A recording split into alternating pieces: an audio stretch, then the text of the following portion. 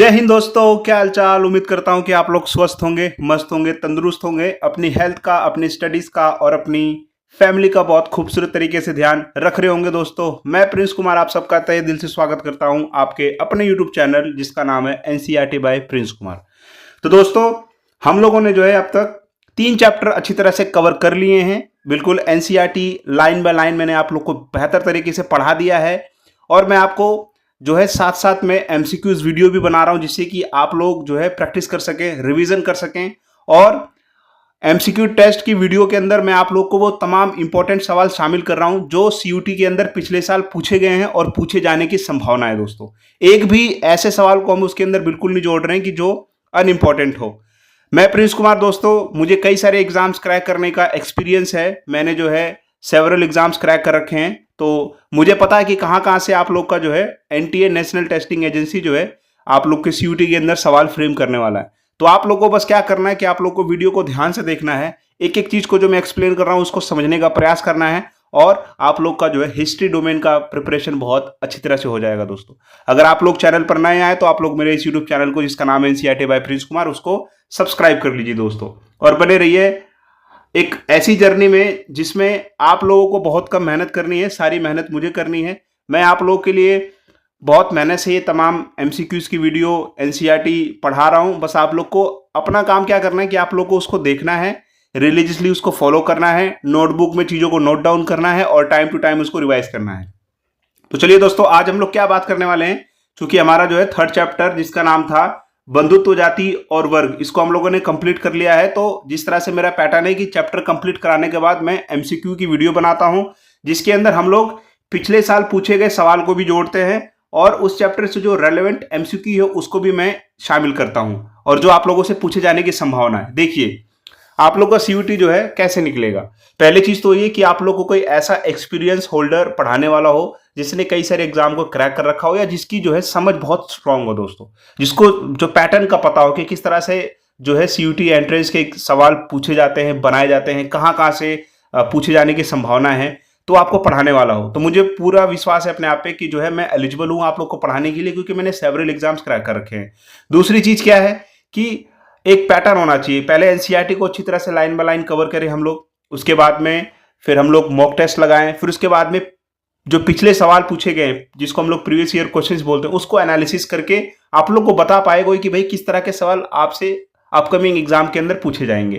तो इसी पैटर्न पे हम लोगों ने इसको शामिल किया। दोस्तों, आप लोगों से रिक्वेस्ट है कि आप लोग जो है वीडियो को एंड तक देखिए, पेशेंस के साथ देखिए दोस्तों, क्योंकि ऐसी कोई प्रिपरेशन नहीं है जो 10 मिनट में 20 मिनट में हो जाए। अगर ये वीडियो जितनी भी लंबी बनती है तो आप उसको पूरा देखिए। अगर आप लोग पूरा देखेंगे तभी आप लोग का सिलेबस कंप्लीट होगा। तो चलिए दोस्तों, शुरू करते हैं।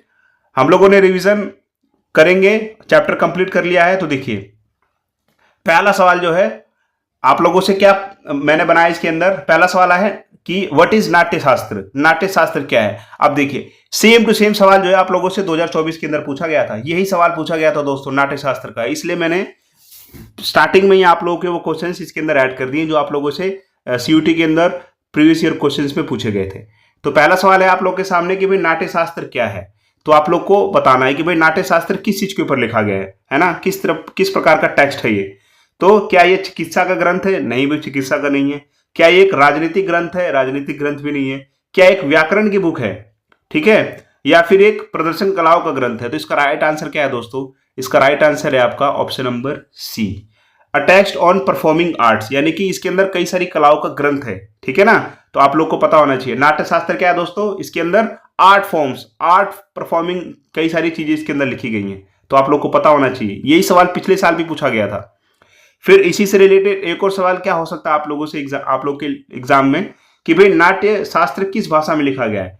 बुक्स, उसके ऑथर और उसकी लैंग्वेज, ये 3 सेगमेंट बहुत इंपॉर्टेंट होते हैं। ठीक है, तो नाट्य शास्त्र की भाषा क्या थी दोस्तों? तो नाट्य शास्त्र की जो भाषा थी वो थी आपकी संस्कृत। तो याद रखिएगा, नाट्य शास्त्र की कौन सी लैंग्वेज के अंदर इसको लिखा गया था? तो ये लिखी गई थी संस्कृत लैंग्वेज के अंदर। ठीक है दोस्तों, आप लोग को पता होना चाहिए। तो इसको तो आप लोग ध्यान से बिल्कुल नोटबुक में नोट डाउन कर लीजिए। फिर अगला ये सवाल पूछा गया था 2023 के अंदर, 2023 यूटी के अंदर आप लोगों से इस चैप्टर से सवाल क्या पूछा गया था। ये सवाल था दोस्तों कि कौरव और पांडव किस वंश से संबंधित थे। कितना बेसिक सवाल था, बेसिक क्वेश्चन पूछा गया था इसके अंदर कि भाई कौरव और पांडव किस वंश से संबंधित थे। तो हम लोग को पता है भाई, आप लोगों में से कई सारे बच्चों ने महाभारत देखी होगी, पढ़ी होगी। जब हम लोग छठी सातवीं में थे तो हम लोग को बुक भी मिलती थी पढ़ने के लिए, या फिर आप लोग कहानियों में सुना भी होगा कि भाई कौरव और पांडव जो थे कुरु वंश से थे। किसे वंश, कौन से वंश से थे दोस्तों? कुरु वंश से। तो देखिए कितना बेसिक सवाल एनटीए ने पूछ लिया। कई बार जो होता है ना, बेसिक सवाल भी बच्चे नहीं कर पाते हैं। ठीक है, बेसिक सवाल भी नहीं कर पाते बच्चे। तो आप लोग को हर तरीके से प्रिपरेशन करनी है, चाहे इजी सवाल आए, चाहे मॉडरेट आए, चाहे हार्ड आए। आपको सारी चीजें जो है एकदम बिल्कुल टिप्स पे रटी होनी चाहिए। तो इसका राइट आंसर क्या हो जाएगा दोस्तों? इसका राइट आंसर हो जाएगा कुरुवंश हो जाएगा। ठीक है, चलिए फिर आगे बढ़ते हैं। उसके बाद में ये सवाल भी बहुत इंपॉर्टेंट है दोस्तों, ये वाला जो क्वेश्चन है ये भी बहुत इंपॉर्टेंट हो जाता है। क्या बोल रहा है कि भाई सातवाहन शिलालेखों में, जो सातवाहन साम्राज्य के शिलालेख मिले हैं ना, इंस्क्रिप्शन, शासकों की पहचान किसके साथ की जाती थी? तो शासकों की एक पहचान होती थी, जिसको पहचान होती थी, तो शासक के नाम के आगे उनकी माता का नाम होता था दोस्तों। ठीक है, तो याद रखिएगा ये विशेषता कौन से साम्राज्य के अंदर पाई जाती थी? तो ये सातवाहन जो साम्राज्य था उसके अंदर पाई जाती थी, उन शासकों के अंदर पाई जाती थी कि उनके नाम के आगे उनकी माता का नाम होता था। ठीक है, हाँ, जैसे गौतमी पुत्र सतकर्णी, तो सतकर्णी नाम हो गया राजा का और उनकी माता का नाम क्या था? गौतमी पुत्र। ठीक है, तो एक खास विशेषता थी। और मैंने आप लोग को कई बार बता रखा है कि कोई भी अगर फीमेल से रिलेटेड कोई इंपॉर्टेंट इंफॉर्मेशन होती है, जहां पर एक महिला से संबंधित है, ठीक है, तो वो बहुत इंपॉर्टेंट हो जाता है एग्जाम के लिहाज से। तो आप लोग ध्यान रखिएगा, आप लोगों से एग्जाम में पूछ लेगा कि भाई कौन से राजा थे जिनके नाम के आगे उनकी माता का नाम लगता था। तो आप लोगों से 4 विकल्प हो जाएगा, गुप्त साम्राज्य, सातवाहन साम्राज्य। ठीक है, तो आप लोग को पता होना चाहिए कि भाई सातवाहन शासक थे जो उनके नाम के आगे उनकी माता का नाम होता था। ठीक है दोस्तों, उम्मीद करता हूं कि आप लोग बेहतर तरीके से समझ गए होंगे। चलिए बात करते हैं अगले सवाल पे। अगला सवाल देखिए, गौतमी पुत्र सातकर्णी के नाम से कौन सातवाहन राजा प्रसिद्ध थे? अब देखिए यही सवाल है, इसी का एक एक्स्ट्रा वर्जन है ना। गौतमी पुत्र सातकर्णी के नाम से कौन से सातवाहन राजा सबसे ज्यादा प्रसिद्ध थे? तो इसका राइट आंसर क्या हो जाएगा दोस्तों? आपके सतकर्णी प्रथम। सतकर्णी प्रथम एक ऐसे राजा थे जो सातवाहन राजाओं में सबसे फेमस माने जाते थे। ठीक है, तो याद रखिएगा। फिर अगला सवाल, ये भी बहुत इंपॉर्टेंट हो जाता है दोस्तों। इस चैप्टर के अंदर बुक्स बहुत इंपॉर्टेंट है, बुक से सवाल आप लोगों के पूछे जाएंगे। ठीक है, एक सवाल ऑलरेडी बुक्स पे पूछा जा चुका 2024 के अंदर, इस साल भी बुक से पूछा जा सकता है। देखिए ये वाला सवाल बहुत इंपॉर्टेंट है। मृच्छकटिकम के लेखक कौन है? मृच्छकटिकम के लेखक कौन है? बुक है दोस्तों और इसके लेखक आप लोग को बताना है। तो शूद्रक है इसके लेखक। मृच्छकटिकम जो पुस्तक है इसके लेखक कौन है दोस्तों? शूद्रक है। ये सवाल बहुत इंपॉर्टेंट हो जाता है। ठीक है, ये सवाल बहुत इंपॉर्टेंट हो जाता है। शूद्रक जो है इसके राइटर हैं, बुक का नाम है मृच्छकटिकम। अब आप लोगों से अगला सवाल क्या पूछा जाएगा? नेक्स्ट क्वेश्चन है आप लोगों से कि मृच्छकटिकम एक किस चीज के ऊपर बुक है, यानी कि इसका टॉपिक क्या है। जिस तरह से आप लोगों ने नाट्य शास्त्र के बारे में पढ़ा था कि भाई नाट्य शास्त्र जो है एक आर्ट फॉर्म, परफॉर्मिंग आर्ट के ऊपर बुक है, ये हम लोगों ने पढ़ा था ना, भाई प्रदर्शन कलाओं पर ग्रंथ है नाट्य शास्त्र। तो इसी तरह से आप लोगों से मृच्छकटिकम के बारे में पूछ दिया जाएगा कि भाई मृच्छकटिकम पुस्तक जो है किस चीज के ऊपर लिखी गई है ना। लेखक तो हमने पढ़ लिया, भाई शूद्रक इसके लेखक थे, शूद्रक जी ने इनकी इस पुस्तक को लिखा था। लेकिन मृच्छकटिकम जो थी किस चीज के ऊपर बेस है, कौन सा टॉपिक है? तो ये संस्कृत नाटक है दोस्तों। क्या है दोस्तों? संस्कृत नाटक। संस्कृत में जो है नाटक है मृच्छकटिकम, याद रखिएगा, संस्कृत में नाटक। अब अगला सवाल आप लोगों से पूछा जाएगा, ये नाट्य शास्त्र तो हम लोगों ने पढ़ लिया, अगला नाट्य शास्त्र के लेखक कौन है? नाट्य शास्त्र जो बुक थी इसके लेखक कौन है, इसको लिखा किसने था, राइटर कौन थे? तो इसी तरह के सवाल आप लोग को एग्जाम में पूछे जाएंगे। ठीक है, बुक्स ये ऐसे सवाल हैं जो गवर्नमेंट एग्जाम्स के अंदर पूछे जाते हैं, चाहे एसएससी हो, रेलवे हो, यूपीएस हो, सीडीएस हो, यूपीएससी हो, सारे एग्जाम्स के अंदर इस तरह के सवाल पूछे जाते हैं। लेकिन बच्चों को कोई बताने वाला नहीं है। बच्चा जो होता पूरी बुक को पढ़ जाता, लेकिन उसको एक भी जो है एग्जाम के लिहाज से इंपॉर्टेंट चीज समझ में नहीं आती, क्योंकि उसको क्या पता, अभी बेचारा 12वीं पास करेगा, 12वीं में है, तो उसको वही पता पाएगा जिसको काफी एक्सपीरियंस है, जिसने कई सारे एग्जाम क्रैक कर रखे हैं, जिसने अच्छी तरह से प्रिपरेशन कर रखी है किसी चीज की। तो मैं बताऊंगा दोस्तों आप लोगों को। तो नाट्य शास्त्र किसने लिखा है? तो नाट्य शास्त्र के जो राइटर थे उनका नाम क्या था दोस्तों? भरत। क्या नाम था दोस्तों? भरत। ठीक है, आप लोगों से एग्जाम में ये पूछ सकता है कि भाई नाट्य शास्त्र पुस्तक किसने लिखी है, राइटर का नाम बताइए, लेखक का नाम बताइए। तो लेखक का नाम क्या है दोस्तों? भरत है। अगला सवाल, एक और बुक है दोस्तों अष्टाध्यायी। ये भी बहुत आप लोग के एग्जाम के लिहाज से इंपॉर्टेंट है। अष्टाध्यायी किस चीज के ऊपर जो है बेस, किस चीज टॉपिक के ऊपर ये है? तो ये भी क्या है दोस्तों? अष्टाध्यायी व्याकरण है दोस्तों। ये क्या है दोस्तों? व्याकरण है। ठीक है, अब व्याकरण की जो है व्याकरण है। अगला देखिए, अष्टाध्यायी के लेखक कौन है? किसने अष्टाध्यायी बुक को लिखा है? तो इसके लेखक है पाणिनि जी। किसने लिखा है दोस्तों? पाणिनि जी ने लिखा है। अब आप लोगों से देखिए, लेखक एग्जाम में देखिए आप लोगों से क्या, अगर आप लोगों से थोड़ा सा एक्सपेरिमेंट करेगा एग्जामिनर, तो इन बुक्स को जो है एक तरफ और इनके लेखक को एक तरफ, और बोलेगा मिलान करो, सही मिलान करो। तो जिस बच्चे को पता होगा वो आराम से मिलान कर सकता है। जैसे कि नाट्य शास्त्र के लेखक का नाम क्या है? भरत है। फिर उसके बाद में अभी हम लोगों ने पढ़ा भाई अष्टाध्यायी के लेखक का नाम क्या है? पाणिनि है। तो 3 बुक दे देगा और 3 जो है बेमेल राइटर दे देगा। फिर आप लोगों को बोलेगा कि भैया सही मिलान कीजिए। ठीक है, तो इस तरह से आप लोगों को पता होना चाहिए। अगला बुक जो है बहुत इंपॉर्टेंट, वो है सुश्रुत संहिता। किस विषय पर ग्रंथ है, यानी इसका टॉपिक क्या है? तो ये आयुर्वेद पे ग्रंथ है दोस्तों, मेडिसिन आयुर्वेद के ऊपर जो है सुश्रुत संहिता किताब लिखी गई है। ठीक है, और इस बुक को लिखने वाले का राइटर का नाम क्या है दोस्तों? चरक। चरक जी ने बुक लिखा था जिसका नाम था सुश्रुत संहिता। किस चीज के ऊपर लिखा था दोस्तों? आयुर्वेद के ऊपर। तो आप लोग को पता चल चुका है। ठीक है, आगे बात करते हैं अगले क्वेश्चन पे। अगला क्वेश्चन जो है कि भारतीय शल्य चिकित्सा का जनक किसे माना जाता है, यानी कि इंडियन जो सर्जरी है, जो चीड़-फाड़ होता है मेडिकल के फील्ड के अंदर, तो उसके पिता किसको बोला जाता है? किसने इसकी डिस्कवरी की थी दोस्तों? तो वो की थी हमारे सुश्रुत जी ने की थी। और सुश्रुत जी ने कौन सी बुक लिखी थी? सुश्रुत जी ने जो बुक लिखी थी उसका नाम था सुश्रुत संहिता। ठीक है, याद रखिएगा। तो उम्मीद करता हूं कि आप लोगों को चीजें समझ में आ रही होंगी, मेरा एक्सप्लेनेशन समझ में आ रहा है दोस्तों ये जो क्वेश्चन है ना बहुत इंपॉर्टेंट है एग्जाम के लिहाज से। आप लोग इसको जो है गोल्डन अपॉर्चुनिटी मानिए कि मैं जो है ये सारे सवाल आप लोगों के एग्जाम के लिहाज से बहुत बहुत इंपॉर्टेंट है। ठीक है, यही सारे सवाल आप इन्हीं में से आप लोगों को देखिए सवाल पूछा जाएगा अगर इस चैप्टर से सवाल आएगा तो। अगला देखते हैं नेक्स्ट क्वेश्चन नंबर 14। आप लोगों से क्या पूछने का प्रयास कर रहा है कि भाई त्रिपिटक किस धर्म का जो है पवित्र ग्रंथ है? आप लोगों ने पढ़ा है त्रिपिटक हो गया, सुत्त पिटक हो गया, विनय पिटक हो गया, अभिधम पिटक हो गया, ये सब है आपका बौद्ध धर्म से रिलेटेड। अगला चैप्टर हम लोग पढ़ेंगे विचारक विश्वास और इमारतों के अंदर पूरा बौद्ध धर्म जैन धर्म के बारे में पढ़ेंगे। तो त्रिपिटक जो बुक है, पवित्र ग्रंथ है, कौन से रिलीजन से रिलेटेड है? तो ये आपका बौद्ध ग्रंथ से रिलेटेड है, ये भी पूछ लेता है। उसके बाद में अगला सवाल त्रिपिटक से ही पूछा गया है कि भाई बताइए त्रिपिटक जो है किस भाषा के अंदर लिखा गया है? लैंग्वेज क्या थी? तो ये थी पाली लैंग्वेज। कौन सी लैंग्वेज दोस्तों? पाली लैंग्वेज। ठीक है, हाँ आगे बढ़ते हैं नेक्स्ट क्वेश्चन। अगला सवाल है इतिहासकारों के लिए जो है महाभारत किस प्रकार का स्रोत है? किस प्रकार का सोर्स है दोस्तों हिस्टोरियंस के लिए महाभारत? तो ये आपका एक प्रकार से साहित्यिक स्रोत है, क्योंकि इसके अंदर एक साहित्य कहानी है दोस्तों, कौरव पांडवों की भी, है ना? तो आप लोग को पता होना चाहिए।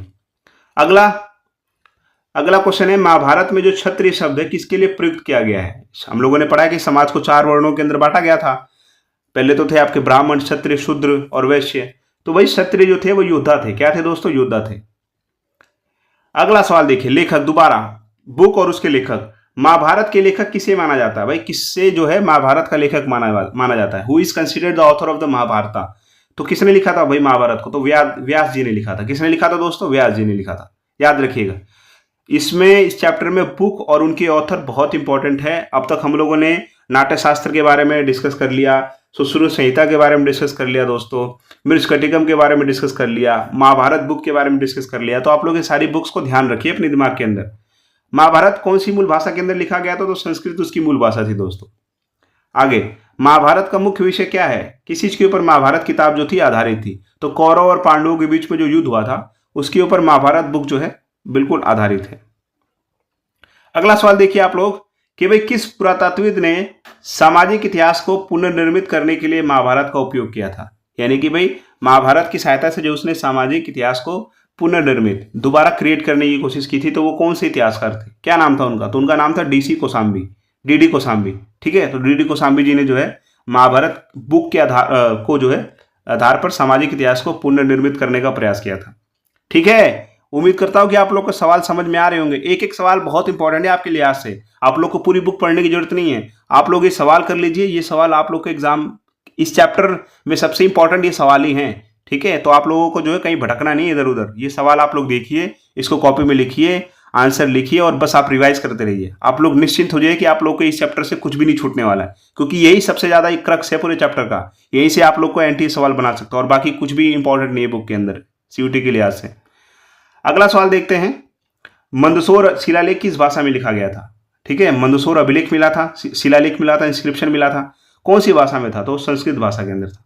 ये भी इंपॉर्टेंट है। फिर अगला, ये मोस्ट इंपॉर्टेंट है कि भाई मंदसौर शिलालेख कहाँ से स्थित है, कहाँ पर? ये बुक के अंदर था ये स्टेटमेंट। ये आपका मध्य प्रदेश से प्राप्त हुआ है। मंदसौर शिलालेख जो है कहाँ से प्राप्त हुआ है? आपका मध्य प्रदेश से प्राप्त हुआ है।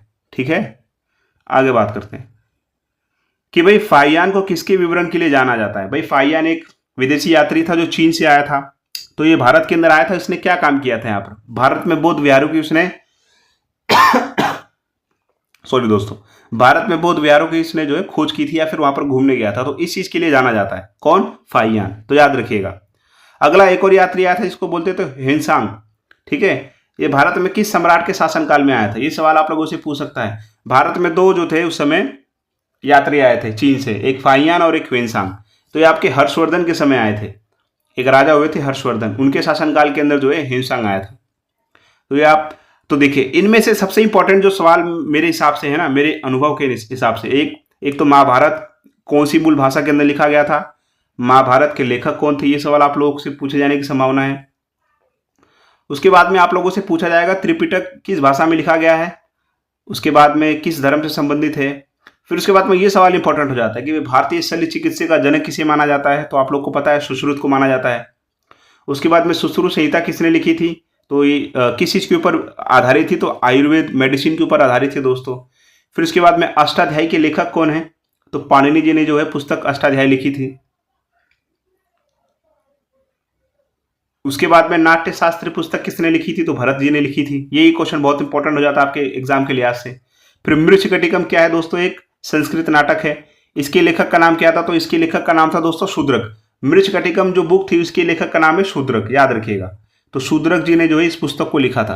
तो ये तमाम सवाल जो है ना, ये आप लोग के एग्जाम के लिहाज से बहुत इंपॉर्टेंट हो जाते हैं। ठीक है ना, ये सारे सवाल बहुत इंपॉर्टेंट हो जाते हैं। बाकी इससे बियॉन्ड कुछ भी नहीं पढ़ना आप लोगों को। ठीक है, ये चीज आप लोग को करनी है। कॉपी में आप लोग को ये तमाम चीजें नोट डाउन कर लेनी है। उम्मीद करता हूं कि आप लोग को चीजें समझ में आई होंगी, क्योंकि मैंने वही चीजें पढ़ाई जो मैंने आप लोग का एनसीईआरटी बुक के अंदर अंडरलाइन की थी, वही इंपॉर्टेंट है और इसी पे मैंने सवाल बनाए हैं। तो दोस्तों, अगर आप लोग को वीडियो अच्छी लग रही है, आप लोग इससे हेल्प उठा पा रहे हो, बेनिफिट उठा पा रहे हो, तो आप लोग मेरे चैनल को सब्सक्राइब कर दीजिए। क्योंकि आप लोग वीडियो तो देखते हो लेकिन वीडियो को जो है चैनल को सब्सक्राइब नहीं करते हैं। वीडियो को लाइक कर दीजिए दोस्तों, ताकि मेरा भी हौसला बढ़े, मुझे भी पता चले, फीडबैक मिले यूट्यूब से कि भाई मैं जिनको पढ़ा रहा हूँ उनको चीज़ें पसंद आ रही हैं, समझ में आ रही हैं और वो लाइक कर रहे हैं। आप लोगों का फीडबैक है लाइक और सब्सक्रिप्शन के हिसाब से, सब्सक्राइब के हिसाब से, ताकि मैं और मोटिवेट हो सके और आप लोगों के लिए बिल्कुल डेडिकेशन से और अच्छा कंटेंट आप लोग के लिए लेके आ सकूँ। तो आप लोग इस तरह से सपोर्ट कर सकते हैं। उम्मीद करता हूँ कि आप लोग तैयारी अच्छी तरह से कर रहे होंगे, करते रहिए, क्योंकि ज़्यादा दिन बचे नहीं हैं आपके एग्जाम के लिए। और खूब मेहनत कीजिए, वीडियो को देखते रहिए, अपना ध्यान रखिए। जय हिंद दोस्तों।